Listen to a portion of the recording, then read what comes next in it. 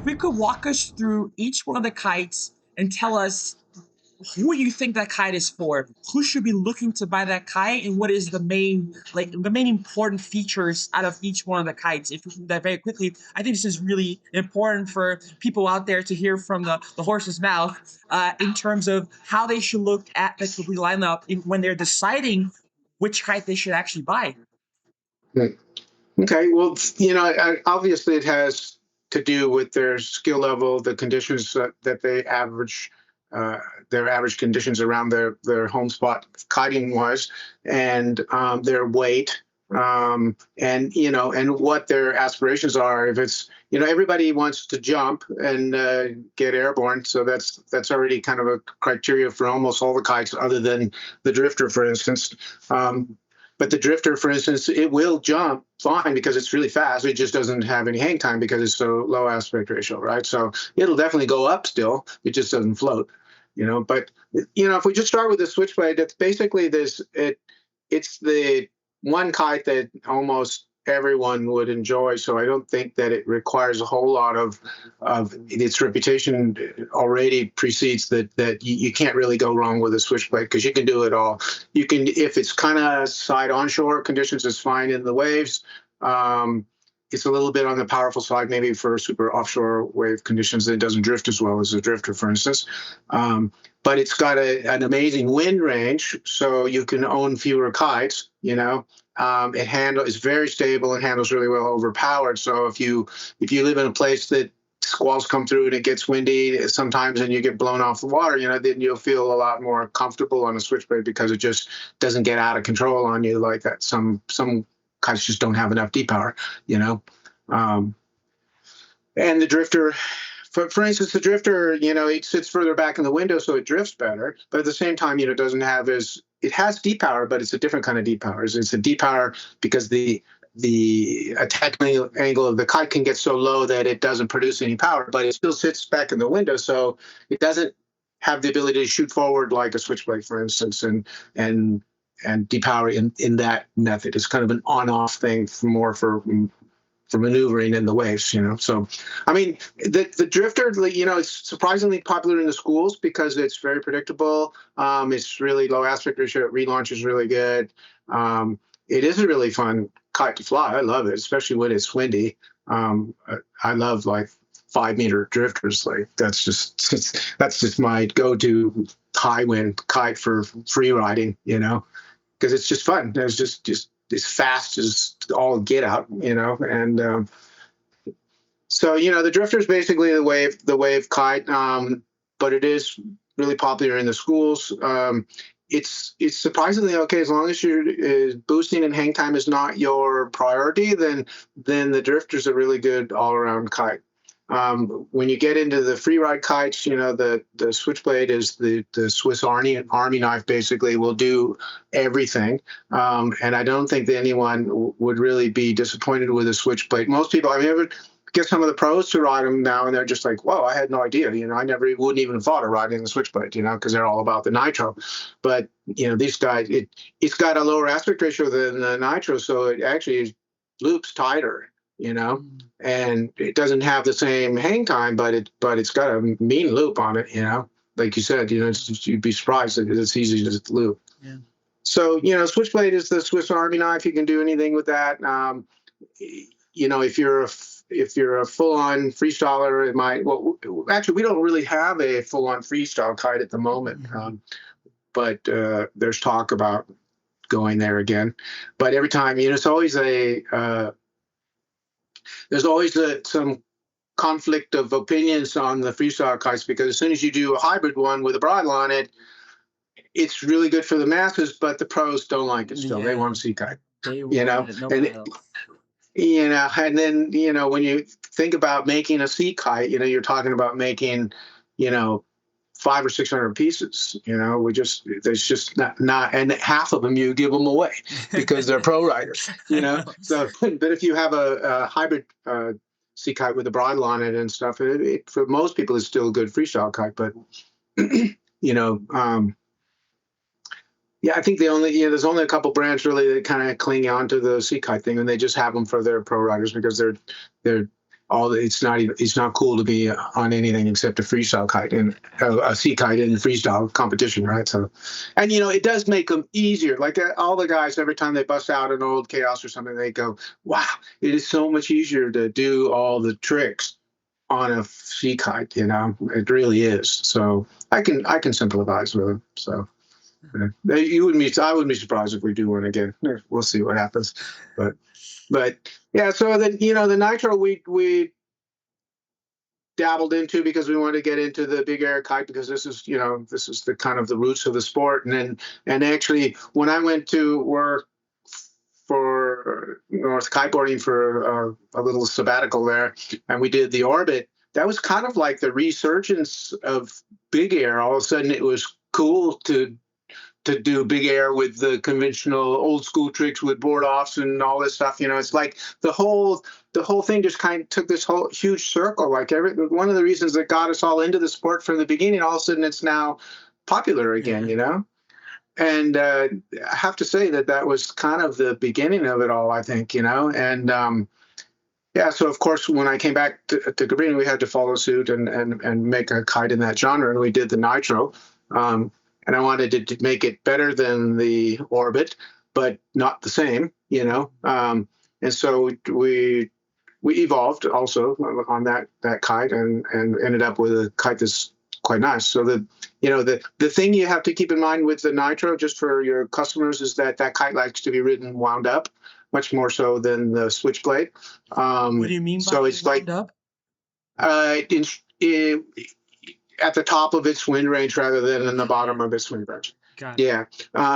So if you're expecting to go out there and big jumps on a 12 in 50 knots, you're not. You're gonna, if you take a 13 Moto XL, you're gonna get much bigger jumps in those conditions. But if you're riding the 12 and it's blowing 25, you're gonna be a happy camper. You'd be out of control on the Moto XL 13, right? So basically it likes to be ridden wound up, and then it's very stable and very comfortable, and it's a good big air machine for sure. Just keep in mind for your customers that it wants to be ridden wound up. It doesn't have it's not that it doesn't have any power, but it just doesn't have that same drive on the underpowered side as some of the other models that we make. Profiles are thinner, the whole thing's leaned out a little bit, and but it really excels when the wind picks up. I would love to hear from you the development of the Switchblade. The way I see it, it has basically revolutionized the world of kiting, right? Because now you have a five-strut kite that is accessible, that most people can hop on it and they can progress, they can learn the loops, has a big sweet spot. How was the development of that first Switchblade? Well, we had an interesting evolution going on there. We were all into sea kites and stuff at the time. And then Bruno Legano came to us with this MACkite concept, and when he gave us a sample to try and stuff, and it was pretty interesting. It was just such a beast. It had the 2-to-1 pulley bar, and it was still a very rough sample with not a whole lot of work done on the bottles and stuff in it. But and a lot of the guys we were testing were just like, whoa, it was so different, and we just couldn't see it. It was just so heavy, and it was just, no way you could unhook with it or do all this stuff that we're used to doing, right? And Pete got a hold of it, he wrote it, and he came in and he said, this is going to change the world overnight. He goes, this has enough depower now that I would teach my 12-year-old daughter to kite surf because I feel it's safe enough now.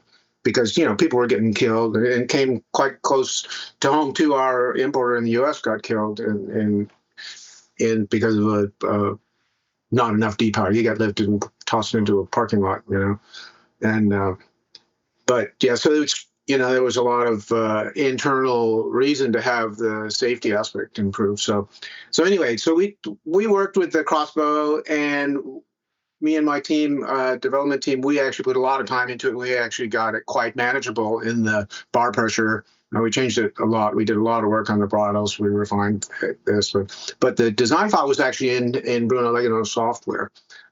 So we later had to migrate that into SurfPlan, which was doable.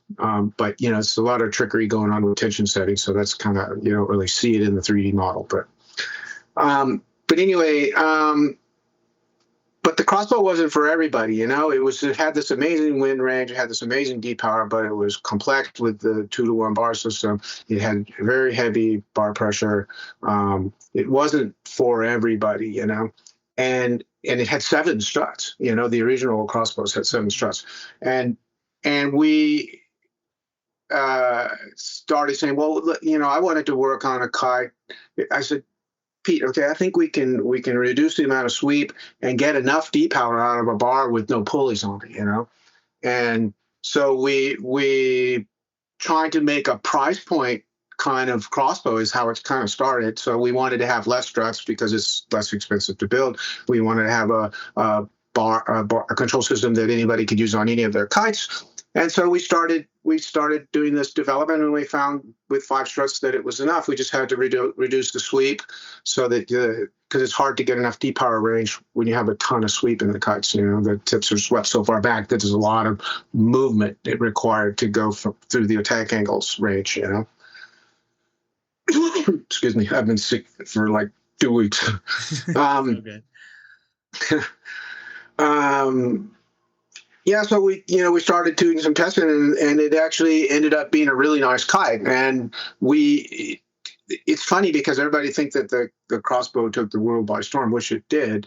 But at the end of that first year, I think we made as many Switchblades as we did Crossbows in the very first, when we launched it later than the Crossbow. But by the end of the year, I think we had made it, the Switchblade was more accessible, I think, than the Crossbow for most people, So so that became the stable, and the Crossbow, it evolved for the next few years, and then so did the Switchblade, and it got more and more simplified, but it still just became this go-to kite. It was just like the perfect kite for everyone, And then at that time we had Andre Philippe. He was doing freestyle and stuff or wake style on the Switchblade, showing that you can do unhooked tricks. Yeah, which is pretty committed, but he made it where he was more wake style than freestyle. It was like pretty full on low kite, just pulling really hard and doing like wakeboard style tricks, but not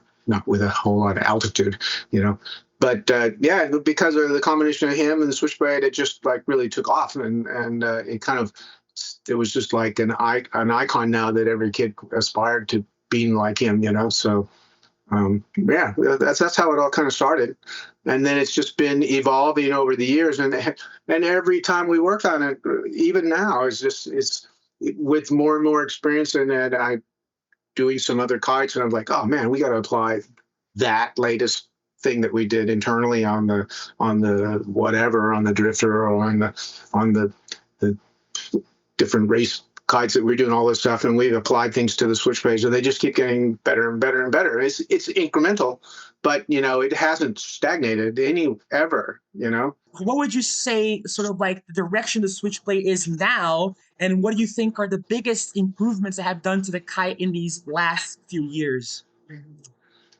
Well, what's interesting is that I get so much direction from John and all those guys and our product team and stuff, and they're like, we want a better Switchblade, but don't change it. Because they don't want to lose that DNA that's made this iconic feel that people are used to, especially when you're an intermediate or a beginner intermediate. They have a lot. In the history, they've had quite a higher bar pressure compared to kites out on the brand. So there's more to lean against, and it's almost like a safety buffer for people who, especially heavier American kind of consumers. They just have more to lean against, right? But I'm always chasing, now it can be lighter and lighter and lighter. Now I always fight with these guys, and I'm like, no, that I don't think that the consumer needs that anymore, but they're right and I'm right, so we kind of find a middle balance. This year's the one you rode, I don't know if you noticed, but it ships on the forward setting on the wingtip, because the guys in Miami hated it on the the setting that's in the back. Soft setting, right? Yeah, the lighter bar pressure setting, and I loved it that way. I hated the way it felt on the other one, but I finally just caved in and said, okay, you can ship it on that, but just make sure everybody at the demos, make them try both, and so they did. And it's not, a lot of people prefer the firmer one. I'm surprised they were right that for that kind of consumer that they do like a little more feedback. But there are a lot of people in the past, I've ridden other brands, or every other brand's stuff, and I'm like, wow, this is just so much nice to have lighter bar pressure. And so I was supplying that to the kites that I'm making, and it was my goal to always make them lighter and faster, but having a setting that you can put a little more resistance in the bar feedback in all directions, in sheeting and in steering, it's kind of nice. So we still do that. And I think it's advantageous, but yeah, it definitely has become lighter and faster over the years. And what I was going to say is that people, there's people now, they say, wow, I would have never owned a Cabrinha Switchblade because they're just notoriously trucky and heavy, and the mindset is it's a perfect kite for a punter, but once you learn to be more proficient at this, you'll outgrow it, right? But then now they're saying, well, wow, I could ride this Switchblade now. They don't have any issues with bar pressure, and I'm not going to grow out of it, So I think we've continued to evolve with that kite, and it's still going, Yeah, that's exactly the feeling I got from it too. It's sort of like, I had this feeling about bar pressure and about the Switchblade being for a beginner, that sweet spot, but then that shift completely. And I think it's a message that I would love to for people to that maybe have that prejudice about the Switchblade to actually go and try it, because I think that they'll actually be very surprised. To be fair, I also did ride. I prefer on the soft setting, like you were saying. I love kites with light bar pressure, and I put it on that soft setting. For me, you feel way better. But I think that once people get out there and fly, they realize this is a performing kite. I was throwing the same tricks that I could on any other kite. And in fact, it gave me more confidence to actually go bigger in those strong wind conditions, because the sweet spot is so big. I think that the problem with a lot of kites I see nowadays is that they're incredibly fast, right? They're too fast to the point where you need all the stars to align in order for you to get a good pop. And you have the pros who are just really good and they can get a 10 out of 10 pop every time. But that's not the average civilian like me. I'm not going to hit that sweet spot every single time. What do you think is new for the Nitro in the 2025 version as compared to 2024? I think this is something that's worthwhile discussing, because I think a lot of the times brands will say it's faster, it jumps better, and I think a lot of the times they get the marketing gets the consumers a little suspicious. Like, is it actually jumping quicker? Is it actually faster every year? How you're doing this?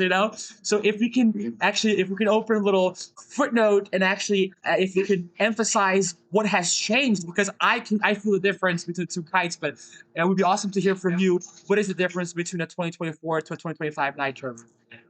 Okay. It's funny that you say that, because I was just watching a kite video from another brand, and they were saying how there's so many internal changes that we've made this year, and this and that and this and that, but they didn't say what they did.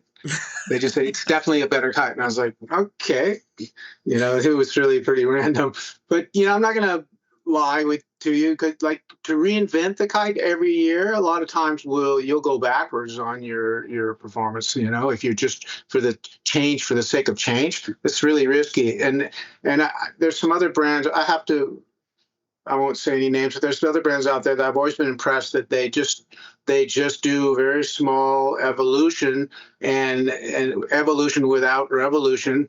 And, in the end, they just get stronger and stronger and stronger. And I've been trying to push that logic on our products, because, if we keep starting over all the time, then it's harder. It takes a year or two to get the bugs worked out of anything super new, whether it be a control system or a kite. But So, you know, with the Nitro, you know, it's not broken, don't fix it, but we did make some small improvements that made a noticeable difference. There was a bridle change because, like I said, I'm learning more and more about the bridle weighting, what works, and I'm trying to get more of a pivoty turn out of it. So because it's pretty wide kite in the sky, so I need to kind of tighten up the loop size, you know. So I worked on the bridles quite a bit, and then also we've moved now to another factory, and we've also changed our canopy material. And so that's also what you're feeling. There's a big difference in the materials themselves. Now the leading edge material is the same, but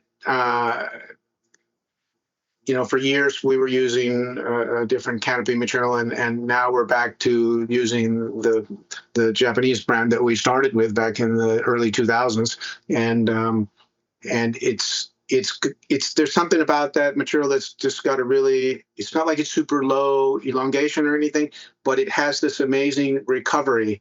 That's the only brand of canopy material out there that they have mastered the resin solution that they use on the coating that has this amazing amount of recovery. Like if you pull it on the bias, it's actually quite soft, but it recovers to 99% after pulling it on a machine, checking out the bias elongation. When you let go of it, it goes back. Whereas in the past, you know, to get this high recovery rate, the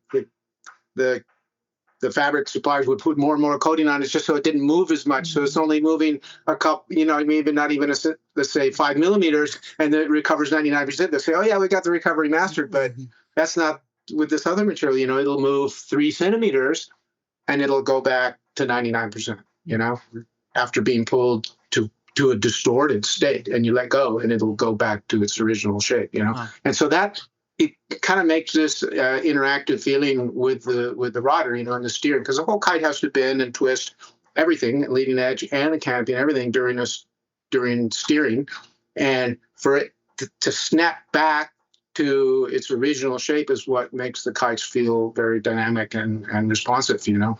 So yeah, between the 2024 and 25 Nitro, I would say that it's just a small evolution in the bridles, but it's definitely changed, and the bridle material has changed, and the canopy material has changed. So that's already that's a fair amount of changes, you know. Mm-hmm.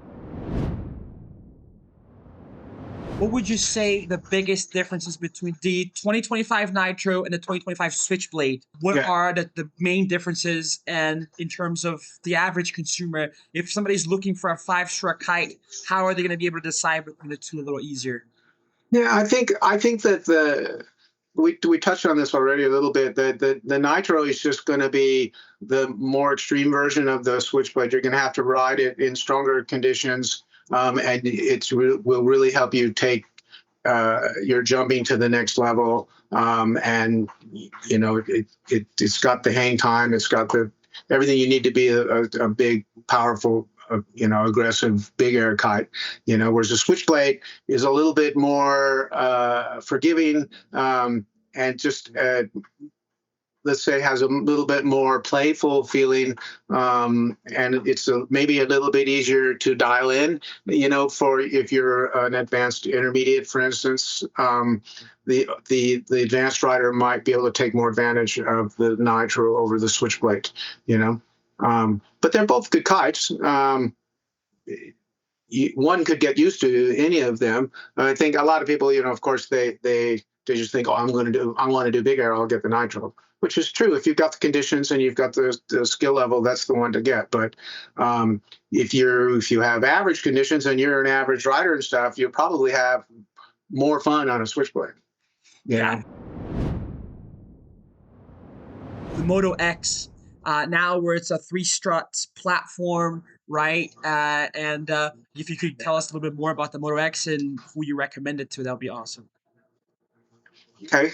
Yeah. You know, so when I left for 3 years, only very small changes got made to the Moto while I was away. And when I came back, the first thing I wanted to do was redevelop that kite completely. And so, starting with the 2023 version, it is a new kite. It's nothing really to do with anything with the old Moto other than the name, you know. And it was a big departure from the original Moto, which was kind of a love-hate situation, but it became a really, really nice all-around three-strut freeride kite. But we pushed the limits on that and went through some changes, especially in 2024.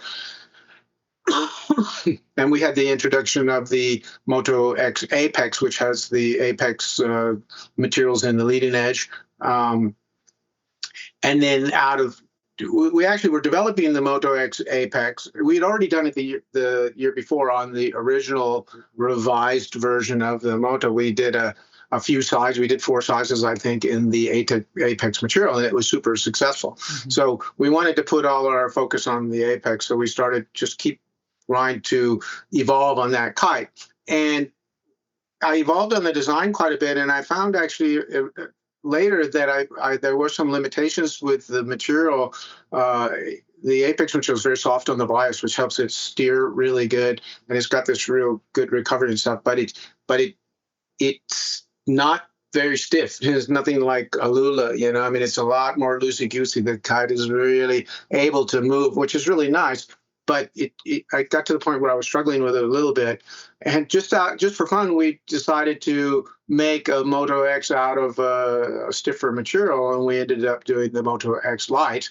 And surprisingly, the design was 90% of the same as the Moto X Apex, but with the stiffer material, it was actually it's a less expensive kite, which is interesting, but it not only because of its kind of placement, but it really ended up being a really nice kite.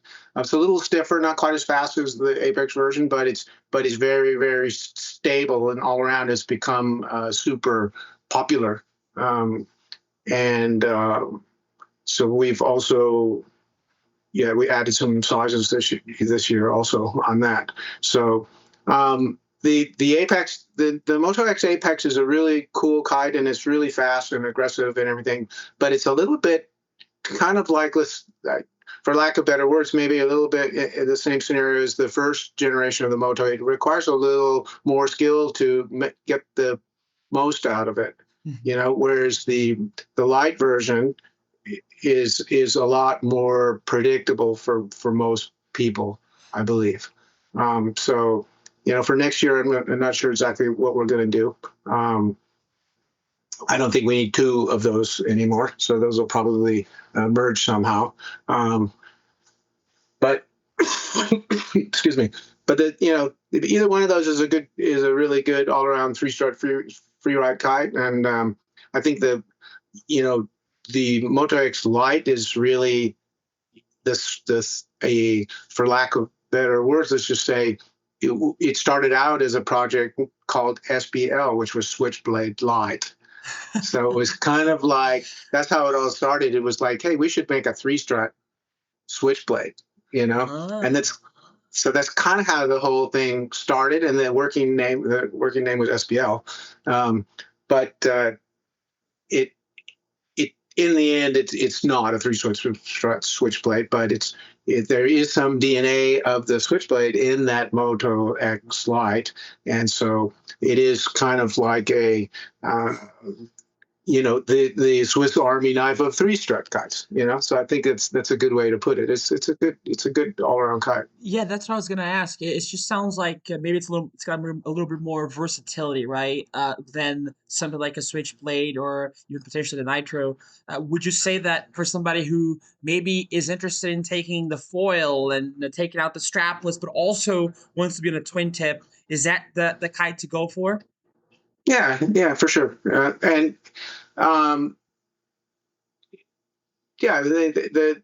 the Apex or the Lite version, both would be fine for that. But I think that the Lite version's got a little better wind range because it's stiffer and manages the stronger winds a little bit better. You want something that doesn't fall over when you steer towards it, you know. So But there's quite a bit of testing done on the Moto X Lite on the foils, and it's definitely works good. And it was one of the ranges that only the one ranges that had small sizes. Mhm. So we did keep that in mind because of foiling, So there was a point where we stopped making fours, and so we had to have something because the 4 meter is still kind of a popular foiling kite, when the wind's up.